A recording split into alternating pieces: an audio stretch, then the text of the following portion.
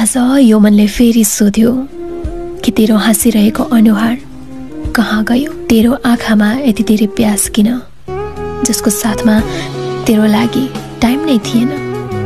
अनि उही तेरो खास किन?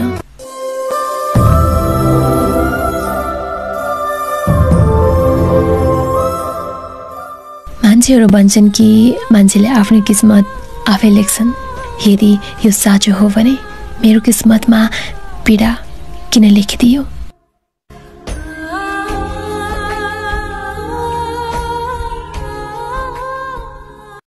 तिम्रो बारे केही गुनासो गरौँ त के गुनासो गरौँ? सबैलाई तिम्रो बारे राम्रो राम्रो गुणगान गाएको थिएँ।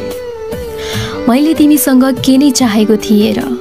तिमी र तिम्रो चोखो प्रेम बाहेक। हेर्दै गर माया, म हुनुको आभास म नहुँदा हुनेछ।